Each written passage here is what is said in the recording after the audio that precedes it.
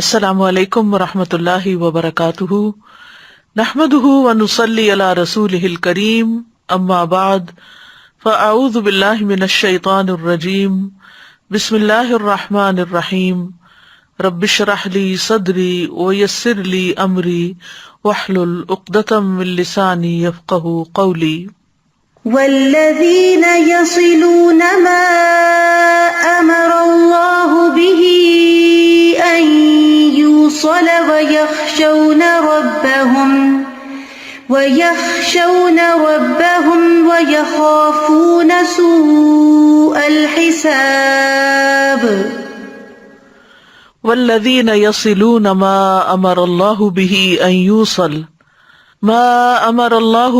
ان یوصل ویخشون ربهم ویخافون سوء الحساب، اور وہ جو اس چیز کو ملاتے ہیں جس کے متعلق اللہ نے حکم دیا ہے کہ اسے ملایا جائے، اور اپنے رب سے ڈرتے ہیں اور برے حساب کا خوف رکھتے ہیں۔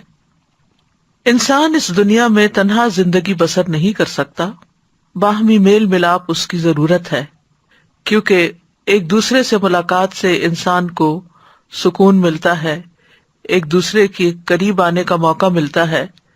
لیکن خوشگوار زندگی کے لیے ضروری ہے کہ جن لوگوں کے ساتھ اس کا قریبی تعلق ہے ان کے ساتھ تعلقات بھی اچھے ہوں۔ انسان ایک معاشرے میں کس طرح رہے، اس کے تعلقات کیسے خوشگوار ہوں، اس کا طرز عمل کیسا ہو، اس کا رویہ دیگر انسانوں کے ساتھ کیسا ہو، اس بارے میں ہمارا دین ہمیں بہترین رہنمائی دیتا ہے۔ اور وہ یہ کہ لوگ ایک دوسرے کے خیر خواہ ہوں، ان کا دل ایک دوسرے کے خلاف حسد بغض سے خالی ہو، وہ دوسرے کی کامیابی پر خوش ہوں، اگر دوسروں سے کوئی تکلیف پہنچے تو عفو درگزر کا معاملہ کرنے والے ہوں۔ اور اس طرح اللہ سبحانہ تعالیٰ نے برائی کو بھلائی سے دور کرنے کا بھی حکم دیا ہے تاکہ باہمی تعلقات میں رخنے پیدا نہ ہوں۔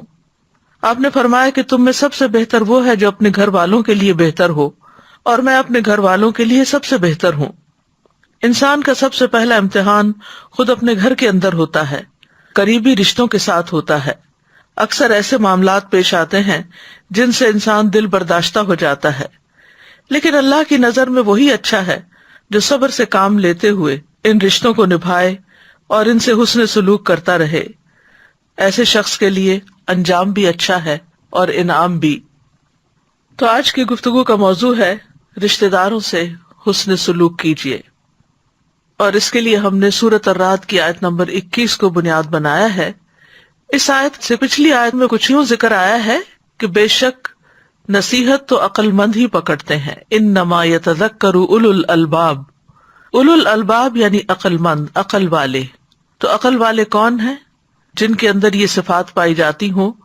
کئی ایک صفات کا ذکر ہے یہاں، لیکن آج ہم صرف ایک صفت کے اوپر بات کریں گے، اور وہ ہے رشتوں کو جوڑنے کے بارے میں، تعلقات اچھے رکھنے کے بارے میں۔ حقیقت یہ کہ کامیاب انسان وہی ہے جس کے تعلقات اچھے ہوں، جو لوگوں کے ساتھ رہنا جانتا ہو۔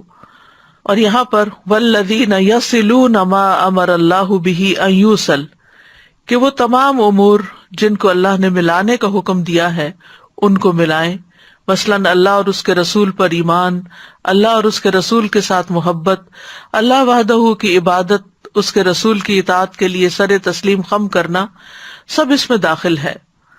اور اسی طرح انسانوں کے ساتھ سب سے پہلے ماں باپ کے ساتھ اپنی زبان سے، اپنے عمل سے اچھا سلوک کر کے صلہ رحمی کرنا اور ان کی نافرمانی نہ کرنا، اور پھر اس کے بعد قریبی رشتہ داروں کے ساتھ حسن سلوک کرنا، اپنے گھر والوں کے ساتھ، دوستوں، ساتھیوں، غلاموں، دین اور دنیا کے حقوق کی کامل ادائیگی کے ذریعے حسن سلوک سے پیش آنا، یہ سب چیزیں اس میں داخل ہوتی ہیں۔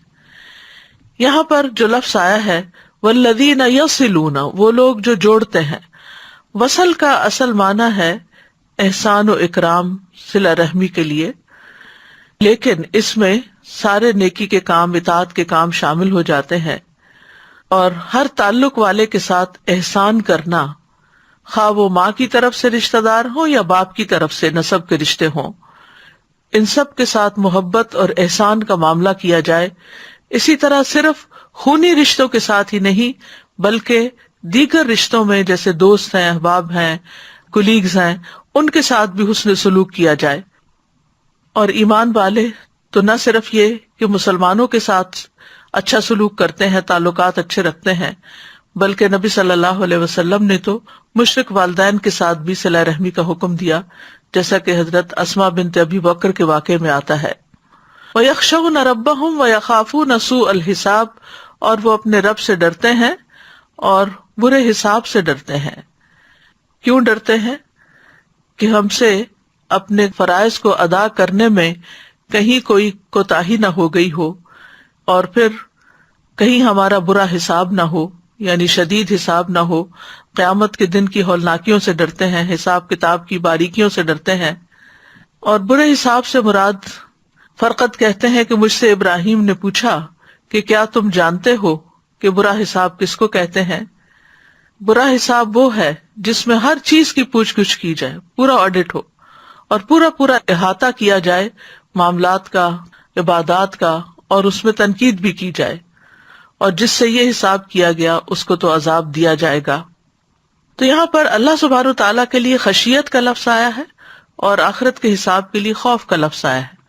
دونوں میں فرق یہ ہے کہ خشیت میں تعظیم بھی شامل ہوتی ہے، اور بعض علماء کہتے ہیں کہ خشیت سے مراد شدید ترین خوف ہے، کہ اللہ سے بہت زیادہ ڈرتے ہیں.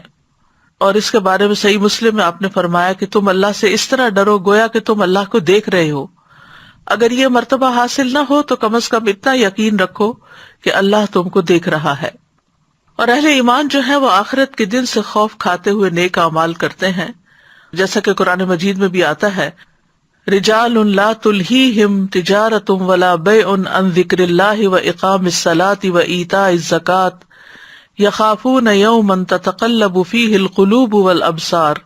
وہ مرد جنہیں اللہ کے ذکر اور نماز قائم کرنے اور زکوٰۃ دینے سے نہ کوئی تجارت غافل کرتی ہے اور نہ کوئی خرید و فروخت، وہ اس دن سے ڈرتے ہیں جس میں دل اور آنکھیں الٹ جائیں گی. اسی طرح یوفون بالنذر ویخافون یوما کان شرہ مستطیرا، جو اپنی نظر پوری کرتے ہیں اور اس دن سے ڈرتے ہیں جس کی مصیبت بہت زیادہ پھیلی ہوئی ہوگی. یعنی مومن سارے نیک کام کرنے کے بعد، اللہ تعالیٰ کے حقوق ادا کرنے کے بعد اور بندوں کے حقوق ادا کرنے کے بعد، صلہ رحمی کرنے کے بعد بھی ڈرتے رہتے ہیں، کیونکہ آخرت کا دن کوئی معمولی دن نہیں، وہ حساب کتاب کا دن ہے اور اس میں انسانوں کی حالت غیر ہوگی. اس لیے وہ ڈرتے ہیں کہ کہیں ہم سے زیادہ حساب نہ لیا جائے، کیونکہ جس سے پوچھ لیا گیا اس کے پاس تو کوئی جواب نہیں ہو سکتا پھر. اور جہاں تک صلہ رحمی کا تعلق ہے، جو کہ آج کی ہماری گفتگو کا موضوع ہے، تو صلہ رحمی جو ہے صلہ سے ہے. صلہ کہتے ہیں ایک چیز کو دوسری چیز کے ساتھ ملانا حتیٰ کہ وہ اس سے چمٹ جائے، اور اس کی ضد جو ہے ہجران ہے، یعنی چھوڑ دینا. ابن منظور نے لغوی اور اصطلاحی معنوں کے درمیان تعلق کو واضح کرتے ہوئے کہا کہ یہ ایک کنایہ ہے ان رشتہ داروں پر احسان کرنے کے بارے میں جو نسبی اور سسرالی ہوں. نسبی جو ماں باپ کی طرف سے ہوں، اور سسرالی جو ساس سسر کے رشتے میں سے رشتہ دار بنے. ان پر شفقت کرنا اور ان کے ساتھ نرمی سے پیش آنا اور ان کے احوال کی رعایت کرنا، خواہ وہ دور کے رشتہ دار ہوں یا وہ بدسلوکی کرتے ہوں. یعنی صلہ رحمی میں صرف ماں کی طرف کے رشتہ دار شامل نہیں ہیں، کیونکہ رحم سے تعلق جوڑا جاتا ہے اس کا، تو پھر صرف سمجھا جاتا ہے شاید ماں ہی کے طرف سے جو رشتہ دار ہے. نہیں، اس میں باپ کی طرف سے بھی حسب نسب جو بھی انسان کا ہے، اور پھر صرف والدین ہی نہیں بلکہ سسرال بھی، یعنی میکا ہی نہیں، سسرال کے ناطے سے بھی جو رشتے بنتے ہیں وہ بھی شامل ہیں. اور پھر اس میں دور کے رشتہ دار بھی شامل ہیں اور قریب کے بھی شامل ہیں، اور وہ بھی شامل ہے جو ہم سے اچھا سلوک کرتے ہیں اور وہ بھی شامل ہے جو ہم سے اچھا سلوک نہ کریں. تو صلہ رحمی کے برعکس ایک لفظ استعمال ہوتا ہے قطع رحمی، اور وہ ان تمام چیزوں کے برعکس کو کہتے ہیں. گویا جب وہ ان پہ احسان کرتا ہے تو اپنے اور ان کے درمیان قرابت داری اور سسرالی رشتہ داری اور جائز صلے اور عطیے کو ملاتا ہے، اور قطع رحمی میں کاٹتا ہے. صلہ رحمی کی ایک اور جامع تعریف یوں کی گئی ہے کہ صلہ رحمی کا مطلب یہ ہے کہ جتنا ہو سکے رشتہ داروں کو خیر پہنچائی جائے، اور حسب طاقت جتنا ہو سکے ان سے شر کو دور کیا جائے. یعنی صلہ رحمی کا لفظ چونکہ عربی کا لفظ ہے تو عام طور پر لوگ سمجھتے نہیں کہ پھر کرنا کیا ہے، تو کرنے میں یہ ہے کہ اپنے اور سسرالی رشتہ داروں کو جو بھی خیر پہنچا سکتے ہو، جو جو کچھ اللہ نے تمہیں دیا ہے وہ ان تک پہنچاؤ، اور انہیں اگر کوئی تکلیف آ گئی تو اس تکلیف کو ان سے دور کرو. یہ ہے صلہ رحمی. امام نووی کہتے ہیں صلہ رحمی رشتہ داروں پر اس انداز میں احسان کرنا ہے کہ وہ صلہ رحمی کرنے والے کے اور جس کے ساتھ صلہ رحمی کی جا رہی ہے اس کے حالات کے مناسب ہو. کبھی یہ مال کے ذریعے ہوتی ہے، کبھی خدمت کرنے سے، کبھی صرف ملاقات اور سلام کرنے سے ہوتی ہے. ابن قیم کہتے ہیں کہ صلہ رحمی یہ نہیں کہ رشتہ داروں کو اس حال میں چھوڑ دیا جائے کہ وہ بھوک اور پیاس اور برہنگی سے تباہ ہو رہے ہوں اور ان کا رشتہ دار بہت زیادہ مالدار ہو. اور صلہ رحمی واجب ہے، خواہ رشتہ دار کافر ہی کیوں نہ ہو اور اس کا دین کے ساتھ کوئی تعلق نہ ہو، پھر بھی اس کے ساتھ صلہ رحمی کرنی چاہیے. یعنی اگر صلہ رحمی کرنے والا دین سے تعلق رکھتا ہے اور نہ کرنے والا دین سے تعلق نہیں رکھتا، پھر بھی صلہ رحمی کرو. اسی طرح یہ بھی کہا گیا ہے کہ فوائد کا تبادلہ کرنا، یعنی ایک دوسرے کو صرف فائدہ پہنچانا ہی صلہ رحمی نہیں، یہ کہ اگر تمہارے رشتہ دار تمہارے ساتھ صلہ رحمی کرے تو تم بھی ان کے ساتھ صلہ رحمی کرو، اور اگر وہ تم سے دور چلے جائیں تو تم بھی دور چلے جاؤ. یہ صلہ رحمی کی صفت نہیں، یہ تو ایک دوسرے کو بدلہ دینا ہے. یعنی یہ تو آپ نے بدلہ دیا، کسی نے آپ سے اچھا کیا، آپ نے بدلے میں اچھا کر دیا، یعنی یہ تو فوائد کا تبادلہ ہو گیا. لیکن صلہ رحمی کا معاملہ ان تمام چیزوں سے بلند ہے.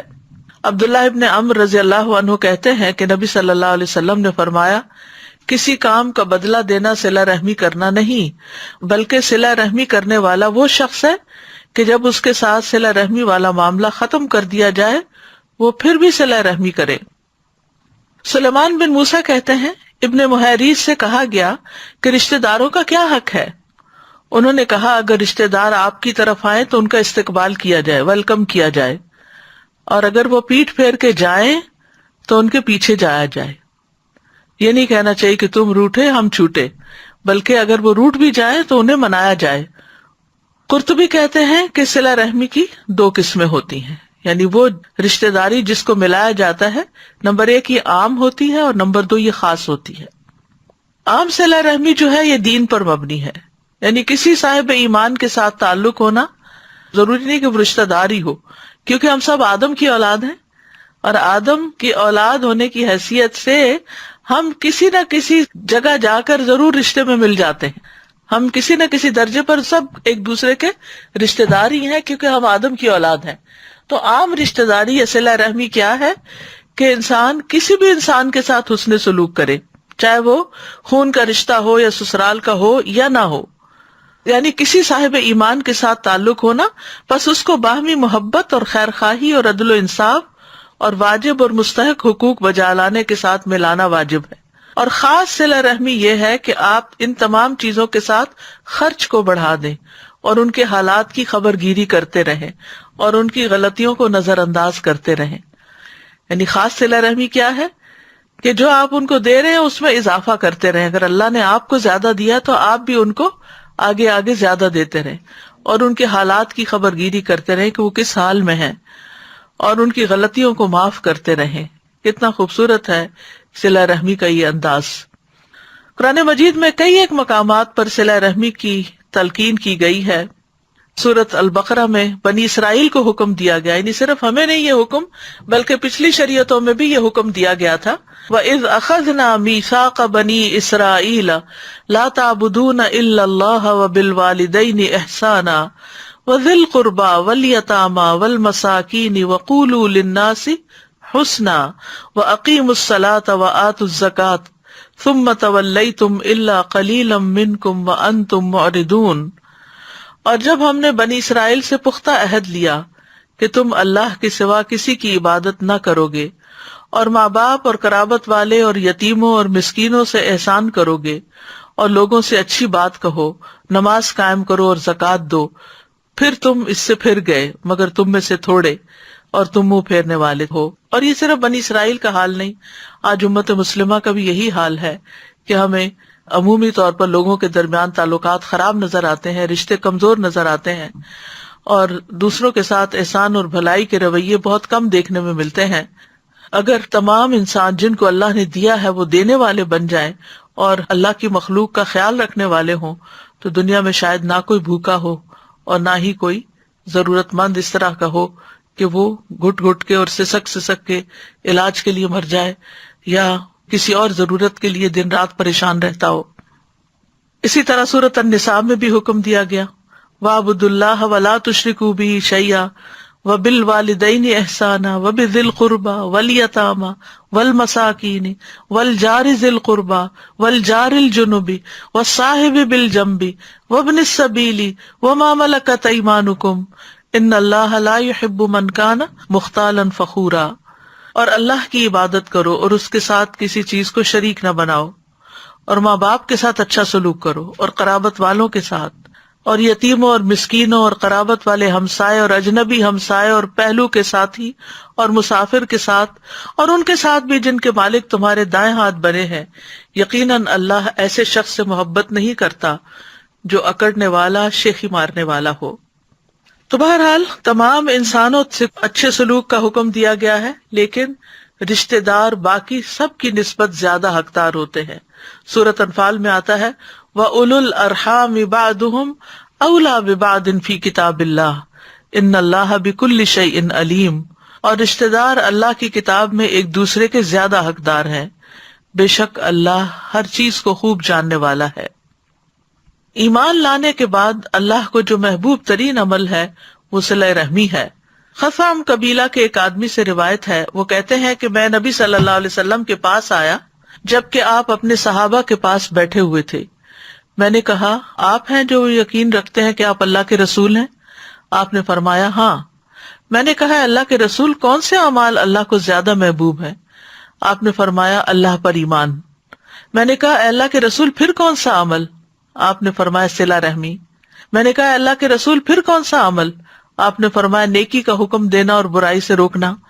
میں نے کہا اللہ کے رسول کون سے اعمال اللہ کو سب سے زیادہ ناپسند ہیں؟ آپ نے فرمایا اللہ کے ساتھ شرک کرنا۔ میں نے کہا اللہ کے رسول پھر کون سا عمل؟ آپ نے فرمایا قطع رحمی، یعنی رشتے کاٹنا، لوگوں سے تعلقات کاٹ لینا۔ میں نے کہا اللہ کے رسول پھر کون سا عمل؟ آپ نے فرمایا برائی کا حکم دینا اور نیکی سے روکنا۔ اسی طرح درجے کے لحاظ سے بدترین ہیں وہ لوگ کہ جو لوگوں کا حق نہ پہچانے، صلہ رحمی نہ کریں۔ ابو کبشہ انماری سے روایت ہے، وہ کہتے ہیں کہ میں نے رسول اللہ صلی اللہ علیہ وسلم کو فرماتے ہوئے سنا دنیا 4 قسم کے لوگوں کی ہے۔ ایک وہ آدمی جسے اللہ نے مال اور علم سے نوازا ہو، وہ اس بارے میں اپنے رب سے ڈرتا ہو، صلہ رحمی کرتا ہو اور اس میں اللہ عز و جل کا حق پہچانتا ہو، اس کا درجہ سب سے اونچا ہے۔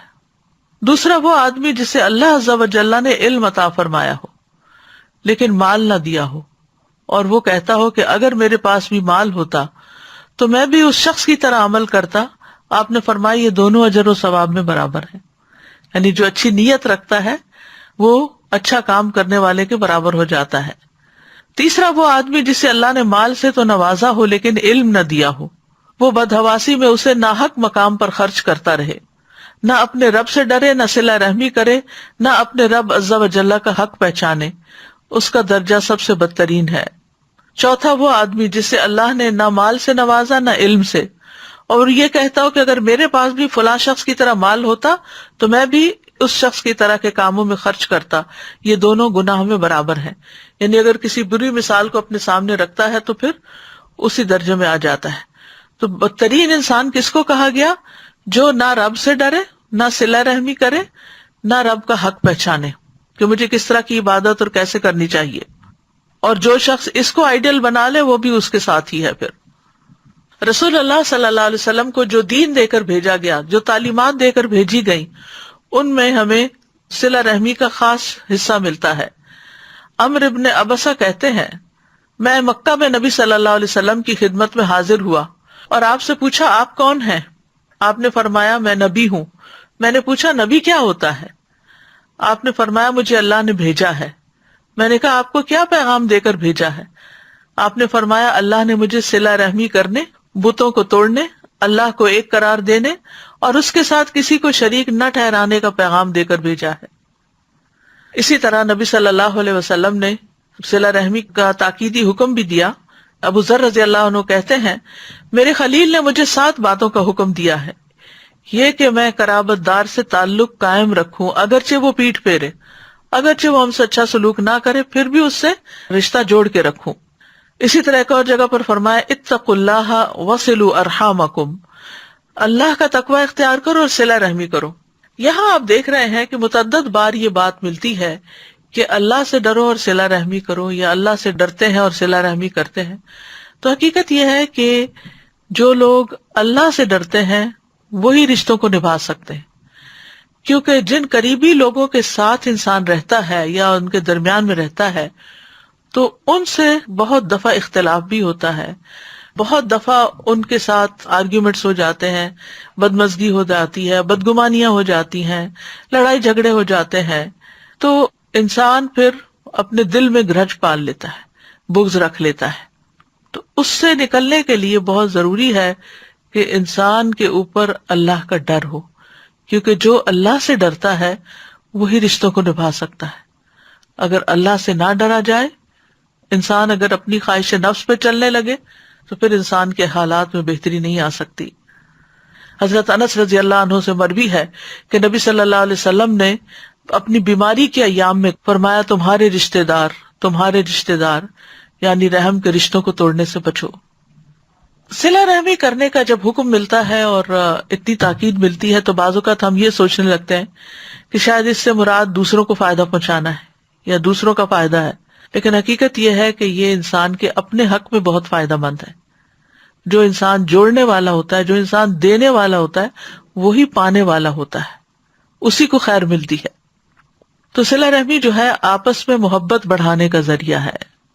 ابن عمر کہتے ہیں جو اپنے رب کا تقوی اختیار کرے اور صلہ رحمی کرے اس کی موت میں تاخیر کر دی جاتی ہے، یعنی عمر لمبی ملتی ہے اس کو، اور اس کے مال میں اضافہ کر دیا جاتا ہے، اور اس کے گھر والے اس سے محبت کرنے لگتے ہیں۔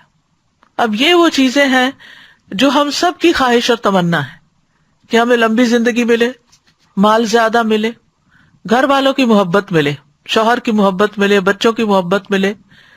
تو اس کے لیے انسان کو اپنے نفس کے خلاف جا کر ایسے لوگوں کے ساتھ احسان کرنے کی ضرورت ہے کہ جو ہمارے ساتھ اچھا نہیں کرتے، جو ہم سے دور بھاگتے ہیں، جو ہمارا خیال نہیں رکھتے، جو ہمیں نہیں پوچھتے ہماری مشکلات میں، ان کے ساتھ پھر احسان کیا جائے، اچھا سلوک کیا جائے۔ حضرت انس کہتے ہیں میں نے رسول اللہ صلی اللہ علیہ وسلم سے سنا، آپ نے فرمایا جس شخص کو پسند ہو کہ اس کے رزق میں وسعت ہو یا اس کی عمر دراز ہو تو اسے چاہیے کہ وہ صلہ رحمی کرے۔ انس بن مالک سے مسند احمد کی روایت ہے جس شخص کو یہ بات پسند ہو کہ اس کی عمر میں برکت اور رزق میں اضافہ ہو جائے، اسے چاہیے کہ اپنے والدین کے ساتھ نیکی کرے اور صلہ رحمی کیا کرے۔ رسول اللہ صلی اللہ علیہ وسلم نے فرمایا جس نیکی کا بہت جلد اجر مل جاتا ہے، جلدی صلہ ملتا ہے، وہ صلہ رحمی ہے۔ یعنی کچھ نیکی آپ کرتے ہیں تو ان کا بدلہ آپ کو آخرت میں ملے گا، کچھ نیکی آپ ایسے کرتے ہیں ان کا صلہ آپ کو دنیا میں بھی ملتا ہے، آخرت میں بھی ملتا ہے۔ تو جس نیکی کا بدلہ انسان کو جلد یعنی دنیا میں بھی مل جاتا ہے وہ کیا ہے؟ صلہ رحمی۔ یہاں تک کہ کچھ گھرانوں کے لوگ فاجر و فاسق ہوتے ہیں، یعنی دین میں نہیں ہوتے، لیکن وہ صلہ رحمی کرتے ہیں تو ان کے مال بڑھ جاتے ہیں اور ان کے افراد کی کثرت ہو جاتی ہے، یعنی خاندان بھی بڑھ جاتا ہے اور مال بھی بڑھ جاتا ہے۔ اسی طرح ایک اور روایت میں آتا ہے، ابو ہریرہ کہتے ہیں کہ نبی صلی اللہ علیہ وسلم نے فرمایا 3 چیزیں برحق ہیں۔ نمبر 1، جس بندے پر ظلم ہو اور وہ اللہ کی خاطر اس پہ خاموشی اختیار کر لے، اللہ اپنی مدد کے ذریعے اس کی عزت میں اضافہ کرتا ہے۔ نمبر 2، جو آدمی صلہ رحمی کے لیے جود و سخا کا دروازہ کھولتا ہے تو اللہ اس کے مال میں اتنا ہی اضافہ کر دیتا ہے، یعنی کم نہیں ہونے دیتا اس کے مال کو۔ اور جو آدمی اپنے اوپر مانگنے کا دروازہ کھولتا ہے تاکہ اپنا مال بڑھا لے تو اللہ عز و جل اس کی قلت میں اور اضافہ کر دیتا ہے۔ اور پھر یہ بھی ہے کہ رشتہ دار کو دینے کا دگنا اجر ملتا ہے۔ سلمان بن عامر کہتے ہیں نبی صلی اللہ علیہ وسلم نے فرمایا بے شک مسکین آدمی کو صدقہ دینا صرف صدقہ ہے، جبکہ قرابت دار کو صدقہ دینا صدقہ بھی ہے اور صلہ رحمی بھی ہے، دوہرا اجر ہے۔ عمر بن دینار کہتے ہیں جان لو کہ فرض نماز ادا کرنے کے لیے اٹھائے جانے والے قدم کے بعد رشتہ داری کو ملایا جانے والا قدم اجر میں سب سے زیادہ بڑا ہے. یعنی نماز کے لیے اٹھتے ہو اور آگے جاتے ہو تو اسی طرح اگر کسی رشتہ دار کے لیے اٹھ کے اس کو ویلکم کرتے ہو یا اس کی خدمت کے لیے جاتے ہو یا اس کی خیر خبر کرتے ہو تو یہ قدم اللہ سبحانہ تعالیٰ کو پسند ہے اور اجر میں بہت بڑا ہے. طیبی کہتے ہیں کہ اللہ دنیا میں رشتہ داری ملانے والے کے اثر کو لمبی دیر تک باقی رکھتا ہے تو وہ جلدی کمزور نہیں پڑتا جیسے کہ رشتہ داری کاٹنے والے کے اثرات کمزور پڑ جاتے ہیں. یعنی انفلوئنس نہیں کر سکتا جو رشتے کاٹے. صلہ رحمی دنیا میں بھی کام آتی ہے اور قبر میں بھی کام آئے گی. نبی صلی اللہ علیہ وسلم نے فرمایا میت کو جب اس کی قبر میں رکھا جاتا ہے تو وہ ان کے پلٹ جانے کے وقت ان کے جوتوں کی آواز سنتی ہے. سو اگر وہ مومن ہوتا ہے تو نماز اس کے سرہانے ہوتی ہے, روزہ اس کی دائیں طرف ہوتا ہے, زکوٰۃ اس کی بائیں طرف ہوتی ہے, اور دیگر نیک کام صدقہ, صلہ رحمی, نیکی اور لوگوں سے اچھائی اس کے دونوں پاؤں کے پاس ہوتے ہیں.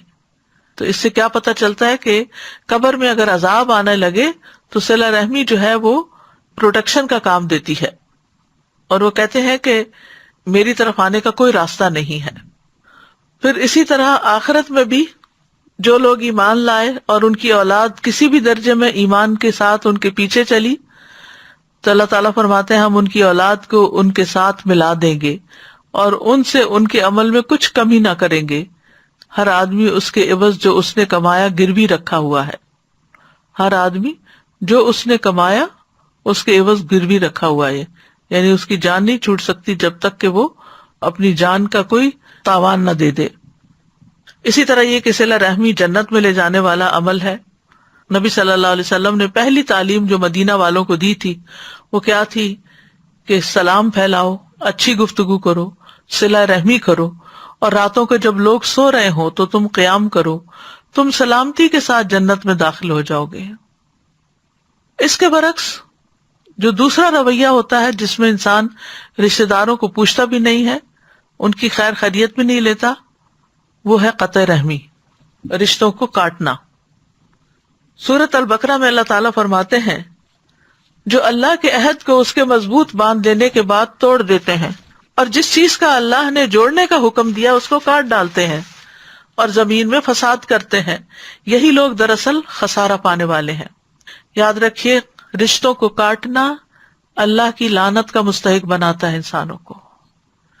والذین ینقضون عہد اللہ من بعد میثاقہ ویقطعون ما امر اللہ بہ ان یوصل ویفسدون فی الارض اولئک لہم اللعنۃ ولہم سوء الدار.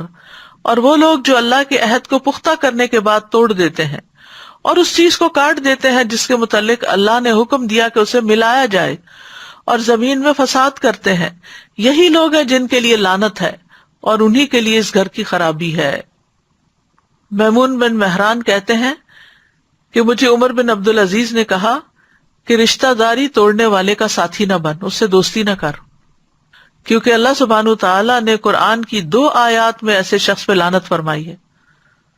تو جو شخص لعنت کا مستحق ہو اس سے تعلق نہ رکھو کیونکہ وہ تمہاری طرف بھی آ جائے گی. جس نے رشتوں کو توڑا اللہ اس کو توڑے گا, اور جس نے رشتوں کو ملایا اللہ اس کو ملا دے گا. اسی طرح قطع رحمی اعمال کی قبولیت کے راستے میں رکاوٹ بنتی ہے. ابو ہریرہ رضی اللہ عنہ سے روایت ہے, وہ کہتے ہیں میں نے رسول اللہ صلی اللہ علیہ وسلم کو فرماتے ہوئے سنا یقیناً بنی آدم کے اعمال ہر جمعرات کو پیش کیے جاتے ہیں اور کسی قطع رحمی کرنے والے کے عمل کو قبول نہیں کیا جاتا. یعنی جو رشتوں کو کاٹتا ہے اس کے باقی نیک اعمال بھی قبول نہیں ہوتے. تو آپ دیکھیے کتنا خسارے کا سودا ہے. ناراضگیاں ہو جاتی ہیں, ایک دوسرے سے تعلقات خراب ہو جاتے ہیں, لیکن انسان کو معاف کر کے پھر دوسرے کے ساتھ حسن سلوک کرتے رہنا چاہیے, اسی میں انسان کی بھلائی ہے. قطع رحمی دنیاوی تنگی کا باعث بھی بنتی ہے. نبی صلی اللہ علیہ وسلم نے فرمایا جس نے قطع رحمی کی یا جھوٹی قسم اٹھائی وہ مرنے سے پہلے اس کا وبال دیکھ لے گا. دنیا میں ہی ملنے والی سزا ہے اس کی, یعنی یہ ایسا گناہ ہے جس کی سزا دنیا میں ہی مل جاتی ہے انسان کو. نبی صلی اللہ علیہ وسلم نے فرمایا کوئی گناہ اس لائق نہیں ہے کہ اللہ اس کے کرنے والے کو جلدی دنیا میں سزا دے دے اور اس کے ساتھ ساتھ آخرت میں بھی اس سزا کو جمع رکھے, سوائے قطع رحمی کے, خیانت کے اور جھوٹ کے. یہ ایسی چیزیں ہیں کہ جن کی وجہ سے دنیا میں بھی انسان پر مصیبتیں آتی ہیں، اور رشتہ داروں کے ساتھ اگر انسان ظلم کرنے والا ہو تو وہ گناہ ویسے ہی معاف نہیں ہوگا۔ عام لوگوں کے ساتھ بھی تعلقات اچھے ہونے چاہیے، 3 دن سے زیادہ کسی کے ساتھ ناراضگی نہیں ہونی چاہیے۔ نبی صلی اللہ علیہ وسلم نے فرمایا کسی مسلمان کے لیے جائز نہیں کہ 3 دن سے زیادہ اپنے کسی مسلمان بھائی سے قطع تعلق رکھے۔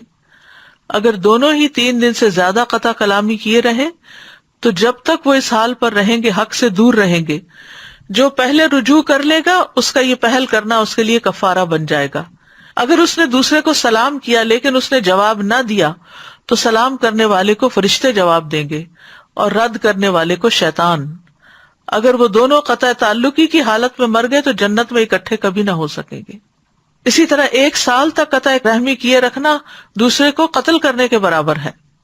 رسول اللہ صلی اللہ علیہ وسلم نے فرمایا کسی مسلمان کے لیے حلال نہیں کہ اپنے بھائی کو 3 دن سے زائد چھوڑے رکھے، یعنی ناراض ہو کر۔ ویسے تو انسان اب جیسے آج کل لاک ڈاؤن ہے تو سب اپنے اپنے گھروں میں ہیں، اور سب کو انسان جن جن کو جانتا ہے سب کو فون میسج بھی نہیں کر سکتا کیونکہ رمضان کے دن ہے۔ اگر ہم مصروف ہوتے ہیں تو دوسرے بھی مصروف ہوتے ہیں، عبادت کے دن ہیں، لیکن ان کے لیے دعائیں ہم کرتے ہیں، دعاؤں میں وہ یاد رہتے ہیں۔ تو اس طرح قطع رحمی نہیں ہوتی، قطع تعلقی نہیں ہوتی، لیکن یہ ہے کہ انسان کے لیے ناراض ہو کر کسی سے سلام دعا چھوڑ دینا یہ درست نہیں، یہ قطع رحمی ہوتی ہے۔ رسول اللہ صلی اللہ علیہ وسلم نے فرمایا کسی مسلمان کے لیے حلال نہیں کہ اپنے بھائی کو 3 دن سے زیادہ چھوڑے رکھے، بس جس نے 3 دن سے زائد چھوڑ دیا اور اسی حالت میں مر گیا تو وہ آگ میں جائے گا۔ قرب قیامت کی نشانیوں میں سے ایک نشانی بھی ہے۔ نبی صلی اللہ علیہ وسلم نے فرمایا قیامت اس وقت تک قائم نہیں ہوگی جب تک ہر طرف بے حیائی عام نہ ہو جائے، قطع رحمی اور برا پڑوس عام نہ ہو جائے، اور جب تک خائن کو امین اور امین کو خائن نہ سمجھا جانے لگے، یعنی ویلیوز ہی الٹ جائیں گی۔ اسی طرح آپ نے فرمایا قیامت کے قریب سلام صرف پہچان کے لوگوں کو کیا جانے لگے گا، یعنی جس کو جانتے ہوں گے صرف اسی سے سلام دعا۔ تجارت پھیل جائے گی، حتیٰ کہ عورت بھی تجارتی معاملات میں اپنے خاوند کی مدد کرے گی۔ قطع رحمی ہونے لگے گی، لوگوں کے ٹیمپرامنٹس بڑے نازک ہو جائیں گے، چھوٹی چھوٹی بات پر منہ بسور لینا، بات چیت چھوڑ دینا، گھر سے نکل جانا، اوروں کو جا کے قصے سنانا، یہ سب اسی کے حصے ہیں۔ اور فرمایا جھوٹی گواہی دی جانے لگے گی، سچی گواہی کو چھپایا جائے گا، اور قلم کا چرچا ہوگا، یعنی لکھنے والے بہت ہوں گے، چیزیں ہم فارورڈ تو بہت کرتے رہتے ہیں لیکن پڑھنے والے اور عمل کرنے والے کم ہوں گے۔ پھر یہ جنت سے محروم کرنے والا فعل بھی ہے۔ نبی صلی اللہ علیہ وسلم نے فرمایا قطع رحمی کرنے والا جنت میں داخل نہ ہوگا۔ اب یہاں پر یہ بھی سمجھ لینا چاہیے کہ صلہ رحمی کے کچھ درجے ہیں اور وہ رشتہ داری کے اعتبار سے ہیں، یعنی صلہ رحمی انسان کی قدرت رشتہ داروں کی ضرورت کے مطابق مختلف بھی ہوگی۔ بعض صلہ رحمی واجب ہوتی ہے، بعض مستحب ہوتی ہے، اور اگر اس میں سے کوئی شخص کچھ بھی صلہ رحمی کرے لیکن اس کو مکمل طور پر بہت زیادہ ادا نہ کرے تو اس کو قطع رحمی کرنے والا نہیں کہا جائے گا۔ پھر یہ اصول بھی یاد رکھیے کہ جو جتنا قریبی ہو اس کے ساتھ صلہ رحمی کو مقدم رکھا جائے۔ مثلا سب سے پہلے ماں، آپ نے فرمایا تھا نا کہ تمہاری ماں، تو سب سے پہلے ماں کے ساتھ صلہ رحمی، پھر باپ، پھر اولاد، پھر دادا دادی، نانا نانی، پھر بھائی بہنوں کو، پھر باقی کے سارے محرم رشتہ دار جیسے چچا پھوپھی ماموں خالائیں، اور جو جتنا قریبی ہے اس کو اتنا ہی مقدم رکھا جائے، پرائرٹی دی جائے۔ اسی طرح والدین کی طرف کے رشتہ داروں کو باقی رشتہ داروں پر مقدم سمجھا جائے۔ پھر رحم کے رشتہ داروں میں سے غیر محرم کے ساتھ نیکی کی جائے، جیسے چچا کا بیٹا اور بیٹی، ماموں اور خالہ کے بچے، پھر دیگر سسرالی رشتہ دار۔ پھر آپ دیکھیے کہ صرف والدین نہیں، والدین کے دوستوں کے ساتھ بھی صلہ رحمی کرنی چاہیے۔ یعنی والدین کا حق تو ہے لیکن جن کے ساتھ ماں باپ اچھا سلوک کرتے ہوں یا ان سے دوستی ہو ان کا بھی حال حوال پوچھتے رہنا چاہیے۔ ابن عمر سے روایت ہے کہ جب وہ مکہ کی طرف جاتے تو اپنے گدھے کو ساتھ رکھتے، اونٹ کی سواری سے تھک جاتے تو گدھے پہ بیٹھ جاتے اور سر پہ امامہ باندھ لیتے۔ ایک دفعہ آپ اپنے گدھے پر سوار تھے، ان کے پاس سے ایک دیہاتی آدمی گزرا تو ابن عمر نے اس سے پوچھا کیا تم فلاں کے بیٹے نہیں ہو؟ اس نے کہا کیوں نہیں؟ انہوں نے یعنی ابن عمر نے اپنا گدھا اور اس کو دے دیا کہ اس پہ سوار ہو جاؤ، پھر امامہ دے دیا کہ اپنے سر پہ باندھ لو۔ تو بعض ساتھیوں نے کہا کہ اللہ آپ کو بخشے، آپ نے اس اعرابی کو اپنا گدھا بھی دے دیا اور امامہ بھی دے دیا، ان جو سہولت کے لیے آپ دونوں چیزیں یوز کرتے تھے۔ ابن عمر نے کہا میں نے رسول اللہ صلی اللہ علیہ وسلم سے سنا، آپ فرماتے تھے بے شک نیکیوں میں سب سے بڑی نیکی آدمی کا اپنے باپ کی وفات کے بعد اس کے دوستوں سے اچھا سلوک کرنا ہے، اور اس دیہاتی کا باپ حضرت عمر کا دوست تھا۔ اب اس میں اسی طرح یہ ہے کہ جیسے آپ کے پاس مال ہو اور آپ نے مال تقسیم کرنا ہو تو پھر دینے میں جو قریبی رشتہ دار ہوں گے ان کا حق زیادہ ہوگا، جو دور ہوتے جائیں گے وہ اسی اعتبار سے کم ہو جائیں گے۔ عطا ابن ابی رباح کہتے ہیں وہ درہم جو میں رشتہ داروں کو دوں مجھے اس 1000 درہم سے زیادہ محبوب ہے جو میں محتاج لوگوں میں تقسیم کروں، یعنی اگر رشتہ دار ضرورت مند ہے تو پہلے ان کو دیا جائے۔ پھر اسی طرح نان مسلم رشتہ دار کے ساتھ بھی صلہ رحمی کرنی چاہیے۔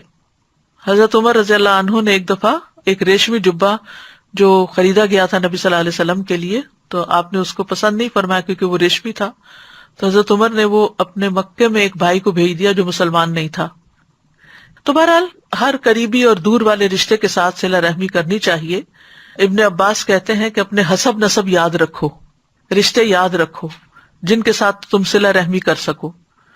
خاص طور پر جو لوگ باہر کے ممالک میں رہتے ہیں وہ بیک ہوم اپنے جو رشتہ دار ہیں، بہن بھائی ہیں، ان کے بچے ہیں، ماموں پھپھی وغیرہ، ان سب کا تعارف اپنے بچوں کو ضرور کروائیں کہ کون کیا ہے۔ ابن عباس کہتے ہیں اپنے حسب نسب یاد رکھو تاکہ تم صلہ رحمی کر سکو۔ اگر رشتے ہی یاد نہیں ہوں گے تو رشتہ داری کہاں سے نبھائی جائے گی؟ پھر فرمایا اگر رشتہ داروں کو صلہ رحمی کے ساتھ قریب کیا جائے تو وہ دور نہیں ہوتے اگرچہ وہ دور ہوں، اور رشتہ دار کو جب دور کر دیا جائے تو وہ قریب نہیں ہوتے اگرچہ وہ قریب ہی کیوں نہ ہو۔ اور ہر رشتہ داری قیامت کے دن اپنے ساتھی کے سامنے آئے گی اور وہ اس کے حق میں رشتہ داری ملانے کی گواہی دے گی اگر اس نے اس کو جوڑا ہوگا، اور اس کے خلاف کاٹنے کی گواہی دے گی اگر اس نے اس کو کاٹا ہوگا۔ اب کرنے کے کام کیا کیا ہے؟ سب سے پہلی بات یہ ہے کہ رشتہ داروں سے ملاقات کی جائے، لیکن اس طرح ملاقاتیں نہ شروع کر دیں کہ جس سے دوسرے کے کام کاج جو ہیں ان میں حرج آئے۔ رشتہ داروں سے ملاقات جو ہے یہ برکت کا ذریعہ ہوتی ہے۔ ابن تین کہتے ہیں کہ صلہ رحمی کی وجہ سے اطاعت کے کاموں کی توفیق ملتی ہے اور نیکیوں کا موقع ملتا ہے، نافرمانی سے بچتا ہے انسان، پھر انسان کا اچھا ذکر باقی رہتا ہے، گویا کہ اسے موت نہیں آئی، مرنے کے بعد بھی وہ یاد رہتا ہے، جن کے ساتھ وہ اچھا سلوک کرتا تھا وہ اس کو یاد رکھتے ہیں۔ تو پہلی چیز کیا ہے؟ ملاقات کرنا، کہ خود ملنے چلے جائیں۔ دوسری ہے وہ آئے تو مہمان نوازی کرنا۔ پھر تیسرا یہ کہ ان کی خبر رکھنا، خبر گیری کرنا، ان کے بارے میں پوچھتے رہنا، ان کو سلام کہنا، خواہ فون کر کے یا کسی کے ذریعے سلام بھیج کے یا کوئی میسج کر کے۔ چوتھی چیز ہے ان کو اپنا مال دیں، اگر رشتہ دار محتاج ہے تو صدقے کی صورت میں دیں، اگر محتاج نہیں تو تحفے کی شکل میں دیں، کیونکہ دگنا اجر ہے۔ نمبر 5 ان کے بڑوں کی عزت کریں اور ان کے کمزوروں پر شفقت کریں۔ نمبر 6 ان کے مرتبے کے اعتبار سے ان کو مقام دے، یعنی جو عمر میں بڑے ہیں، جو کسی مقام میں بڑے ہیں، اس اعتبار سے ان کا خیال رکھیں، یعنی اس مقام پر ان کو اتاریں جس کے وہ حقدار ہیں۔ اگر اللہ نے ان کو بلند مقام دیا دنیا میں تو آپ بھی اس کو پہچانیں، یہ نہیں کہ حسد کی وجہ سے انسان کہے کہ جو آگے نکل گیا دنیا میں کہ اس کی برائیاں بیان کرنا شروع کر دے یا اس کو حقیر کرنا شروع کر دے لوگوں کے سامنے۔ نمبر 7 ان کی خوشیوں میں ان کو مبارکباد پیش کرتے ہوئے شرکت کریں، اور ان کے غموں میں ان کے ساتھ غمخواری کرتے ہوئے غمگساری کریں۔ بس شادی ہوئی ہے، اولاد ہوئی ہے، ملازمت ملی ہے، یا کوئی اور اس طرح کے کام ہیں جو ان کو خوش کر رہے ہیں تو ان کی خوشی میں شریک ہو جائیں۔ اسی طرح اگر ان کا کوئی فوت ہو گیا یا نقصان ہو گیا تو صبر کی نصیحت کریں، ان کے غم کو ہلکا کرنے کی کوشش کریں۔ نمبر 8 بیمار ہو تو عیادت کریں۔ نمبر 9 جنازے میں پیچھے جائیں۔ نمبر 10 ان کی دعوت قبول کریں۔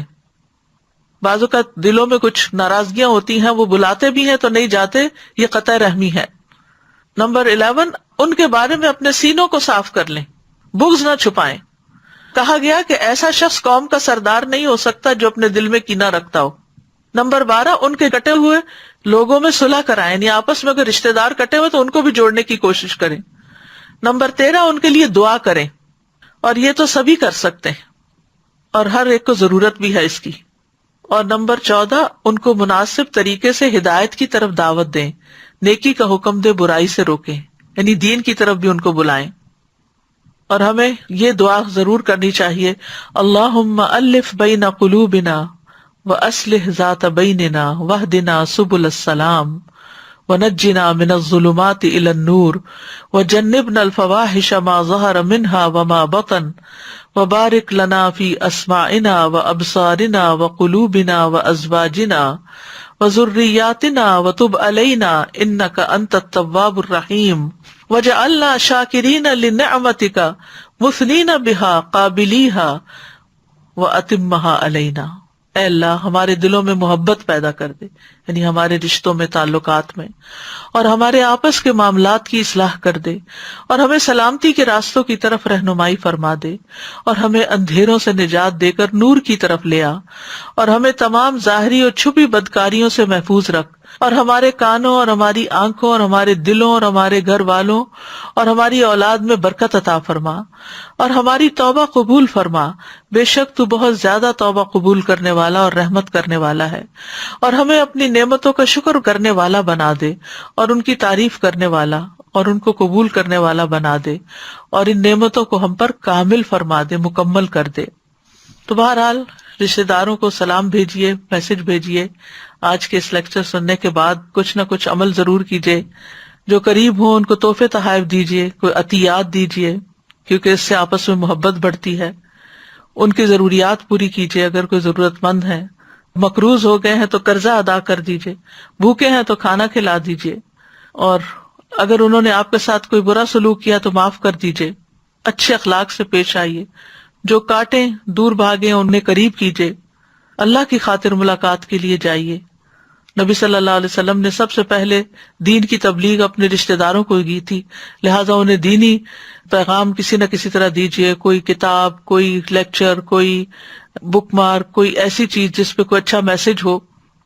بچوں کے ساتھ بھی اچھا سلوک کریں، یعنی صلہ رحمی صرف بڑوں سے نہیں ہوتی، بچوں کے ساتھ بھی ہو، اور اگر کبھی قسم کھا لی ہو کہ میں فلاں کے ساتھ اچھا سلوک نہیں کروں گا تو اس قسم کو توڑ کر کفارہ دے دیں، اور ایسی صلہ رحمی نہ کریں جو انسان کو حق بات سے روک دے۔ یعنی بعض اوقات ہم کہتے ہیں نا ساتھ تو دینا ہے نا، چاہے وہ غلطیاں ہمارے رشتے دار ہیں، ایسا نہیں کر سکتے۔ وَإِذَا قُلْتُمْ فَعْدِلُوا وَلَوْ كَانَ ذَا قُرْبَىٰ، جب بات کرو تو انصاف کی کرو، خواہ رشتے داری کیوں نہ ہو۔ وآخر دعوانا ان الحمد للہ رب العالمین، سبحانک اللہم وبحمدک، اشہد ان لا الہ الا انت، استغفرک واتوب الیک۔ اللہ تعالی ہمیں عمل کی توفیق عطا فرمائے۔ السلام علیکم ورحمۃ اللہ وبرکاتہ۔